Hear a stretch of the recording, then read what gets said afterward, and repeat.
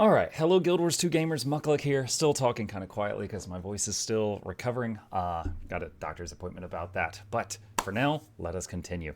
So we have got patch notes. Today is patch day in Guild Wars 2.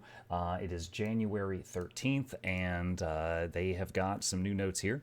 And some of the stuff they already showed us in the past. There will be a link to the original notes down below. We have covered these previously. I'm not going to go back through all of them again.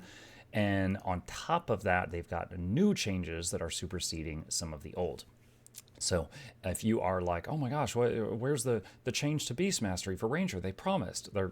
I believe they're still doing that. That was just in the original notes, but it's not in the new notes. So without further ado, your third-party add-ons may break. That is a warning that is always there. That doesn't mean that they are going to break, but it means that they might. General added a UI option to hide the nameplates for other players' minions, pets, and similar summons. I think this is an excellent start. You really don't ever need to see the nameplates for pets or summons unless you're in PvP dueling a ranger or a mechanist. However, I want a UI option to hide all pets that aren't mine. I do not need to see 37 Ritualist Spirits when I'm doing the Hammerheart Rumble meta. I don't need to see 40 mechs, stuff like that. I need to see my own. I need to know where my stuff is, but I don't need to see others. So I would like to see them do that as well. Not even a scratch achievement has been reworked. Players must now prevent at least one NPC from taking damage rather than preventing all NPCs from taking damage. Fixed an issue that allowed non-event enemies to be lured into the Keep the Hull Gardeners comfortable while they work on their Tans event area, preventing errors from obtaining the Not Even a Scratch achievement. Items, several reward boxes obtained from World v World and PvP reward tracks now use the new vendor UI, allowing several of these boxes to be opened at once. What I will say with that is sometimes that UI gives you less. It'll be like, oh yeah, you can open 50 at a time, but you get less from it. So double check, like maybe open 2 and see what you're getting, and then open 1 and see what you get, and see if it's worth it to you to open them in bulk, because sometimes you get less for, the trouble. Fractals increase the total Fractaline Dust rewards from the weekly Fractal Quick Play achievement and split its reward to give a partial reward upon each Fractal completion. Also, it's not in here as far as I can see, but the Fractal Rush event also begins today. So Fractals are more profitable, and I will talk a bit more about that at the end. Profession skills below are additions and changes to the balance preview notes we previously shared. The changes below supersede the preview ones. And there's a link here, and I'll have it in the video description on YouTube if you want to click that.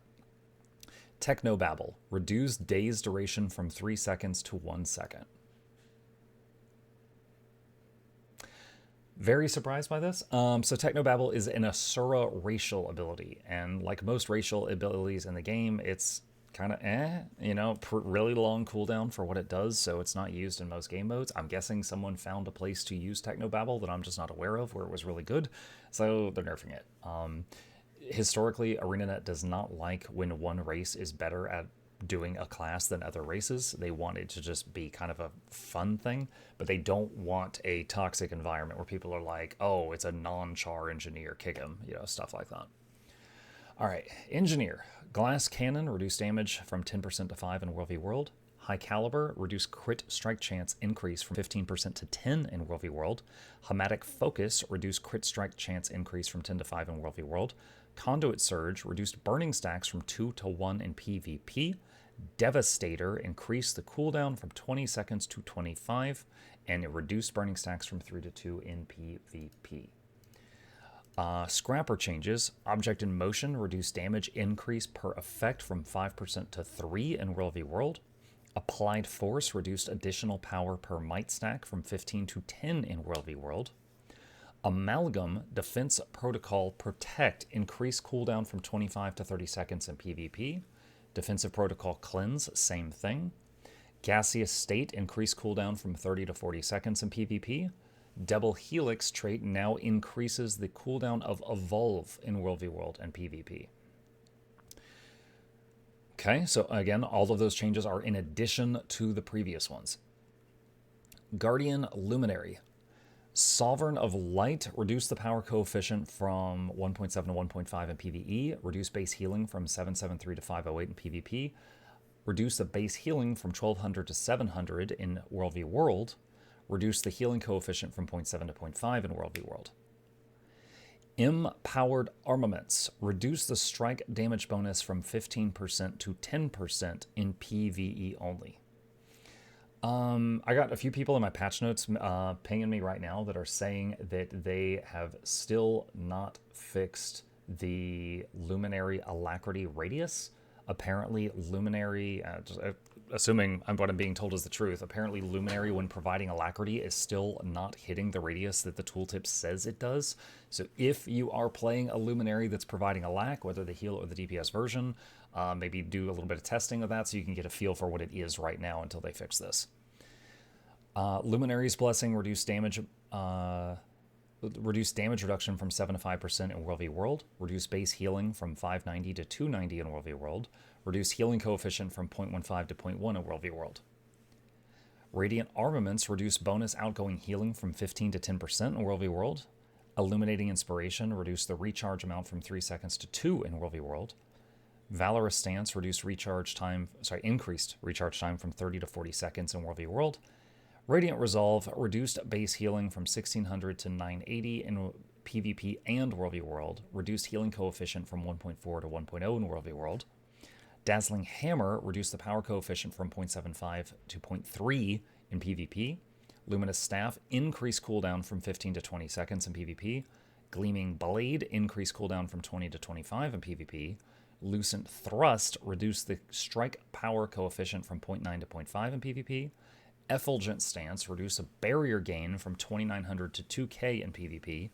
Stalwart Stance, increase cooldown from 30 to 40 seconds PvP. So, when the last patch hit, I, like many others, were trying out the new classes and stuff like that in PvP. And for anyone who didn't watch that, the TLDR version some of them are just broken. It very much felt like a well-played Luminary or Conduit was worth 3 of anybody else. So it's like you go in, and if the enemy team had a Luminary and your team didn't, it was often a loss. And if your team had a Luminary and their team didn't, it was often a win. So a lot of this, I believe, is based at trying to tone that down a little bit. Now, will it be enough? I'm not sure. But I can very much see why they're doing this. Okay, Mesmer Chrono. Well of Calamity, increase pulse damage coefficient from 0.5 to 0.75 in PvP and World v World. Oh my god, Chronos got buffed. Troubadour. Call and response fixed an issue that caused after images to deal more damage than intended. Raconteur, reduce the base healing from 980 to 660 and healing power scaling from 0.6 to 0.4 in World v World and PvP. Symphonic Resonance, reduce the outgoing healing increase from 10 to 5 in World v World and PvP. Life of the Party, reduce crescendo quickness duration from 4 seconds to 2 in World v World. Altered Chord, reduced the harp base healing from 2600 to 1900 and healing power scaling from 1 to 0.5 in World v World and PvP. Tale of the Second Scion, reduced the ally healing power scaling from 1.0 to 0.5 in World v World and PvP. Harmonious Harp, reduce healing power scaling per pulse from 0.25 to 0.15 in World v World and PvP. Ranger, Slash, Slice, Enduring Swing, Maul, and Swoop. This is great sword skills. Okay.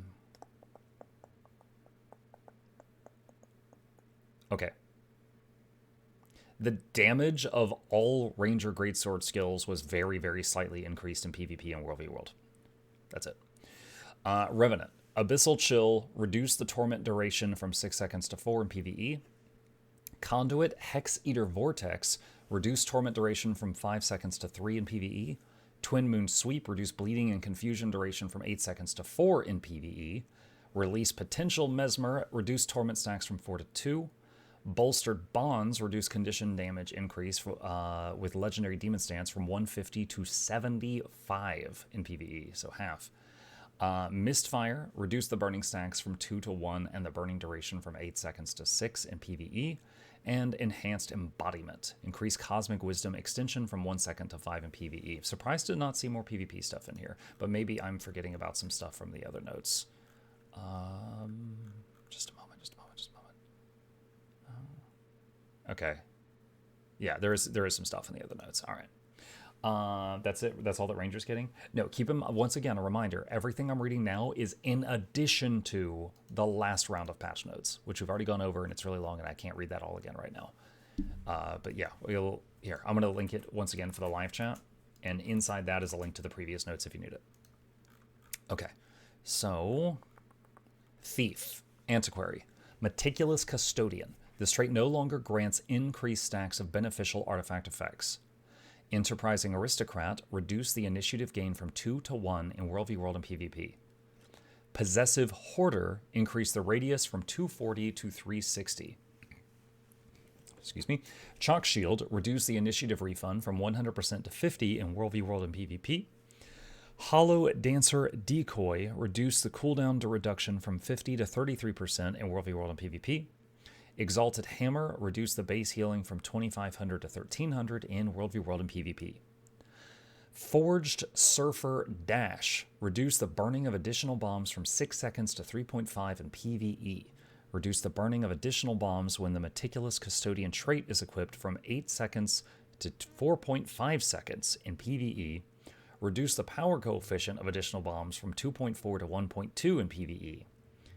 Reduce the power coefficient of additional bombs when Meticulous Custodian trait is equipped from 2.8 to 1.4 in PvE. Okay. That was a lot of stuff, but basically they're nerfing Forged Surfer Dash's damage, and the nerf is different based on whether you have a certain trait or not. Anytime I read about this skill, I always think about Fandral, because multiple times I've finished my stream, I've raided Fandral, and he was doing Harvest Temple, and he looked to see who raided him, and he Forged Surfer Dashed off the edge of the cliff. It's like if I had a nickel for every time it's happened, I'd have like 3, which isn't a lot, but it's weird that it happened 3 times. Mistburn Mortar. Reduce the burning inflicted by additional strikes from 3 to 2.5 seconds in PvE only. Paragon.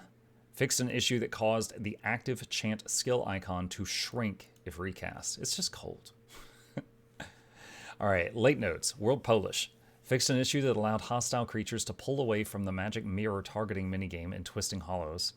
Fixed an issue in the Skimmer Net Scramble adventure that prevented nets from being destroyed when targeted by the Skimmer's water jet skill. Fixed an issue that prevented the Not Even a Scratch achievement from being completed if it has already failed once. Fixed an issue that prevented several freebooter recruiters from being interacted with again after they were defeated. Fixed an issue that prevented the Skimmer Net Scramble adventure from granting the correct temporary mastery access if the nearby event Recover Valuables Stolen by the freebooters was active at the time. And Profession Skills Mesmer Deafening Drum fixed an issue that caused the skill to go on full cooldown if interrupted. Oh boy. Okay, that's the last of the new notes. Once again, those supersede the previous ones, which means they're in addition to the previous ones, but if they are affecting the same skill, then these take precedence. Deployable, thank you for the raid. Appreciate that. We're just going over the new patch stuff right now. Okay, so the next thing is, hold on, I've got a little list of reminders here. Black Lion Chest. So if we go into the game here and go to Black Lion Chest, there is a new item in here that we found called the Vermilion Staff. So that's it right there, but when you wield it, the bird catches on fire. So it's a rotisserie chicken or a phoenix, one of the two. But that is it right there, if you want that. And the next thing is the Ticket Merchant, which we always check every patch day. Boop, boop, boop, boop, boop. It is still the calligrapher stuff. No change here. Next thing is Gem Store. If we go to the Gem Store, there is a new thing here called the Plush Pals 2 Homestead Package, where you can get these stuffed animals in bulk, if you want, for your homestead. If you don't know how this works, if you choose to buy this with your gems, you get the recipe to make these. So if you wanted to make a room with like 300 stuffed animals in it, you could, until you hit the cap for the homestead. So that is the new thing on the Gem Store. Next thing is Fractal Rush. So Fractal Rush event has begun. You can see it up here in the top right. A few things to say about this. The TLDR is you will get more rewards for doing fractals right now. So if you already like fractals, great, you're going to get more money. If you never really were a fractal person, it's a good time to try it because you're going to get more money. In addition to that, I want to remind folks that the easiest legendary in the game, which was added just a few months ago, and I'm going to open up my website here, is Acacia, the legendary gloves. And that's this guide right here. These are made by simply running fractals. And after you've run enough fractals, they give it to you. You do not spend resources or money to make these. They are a freebie after you have met the requirements. So if you're going to do Fractal Rush, I highly encourage you, if you haven't already, start Acacia, because you can get it done at the same time, or just make some progress on it. Like the TLDR is basically like run 40 fractals, come back, and here's your gloves. Like, it's really easy. So strongly suggest that. And if you need a play-by-play guide, as always, I've got it. I'll link that in the description if you have need of the legendary guides. Think that is it. I'm double checking my notes here. I think that's it. I think the Fractal Rush is the last thing. How many hours of fractals? It's a bunch. You're doing a whole bunch of them in bulk, but again, it's profitable at the same time. So yeah, with that, that is all of the new notes that I know of for today. There's the big balance changes. There was the ones that we talked about previously. Those new ones today that supersede or are in addition to those. There's a couple of new items in game, which I already showed you. And then there's the Fractal Rush event going on. That is everything I know of for new news as of January 13th. And if you got any questions, problems, thoughts, concerns, or you noticed anything new to the game that I missed, put it in the comments section down below, and I'll fight you there.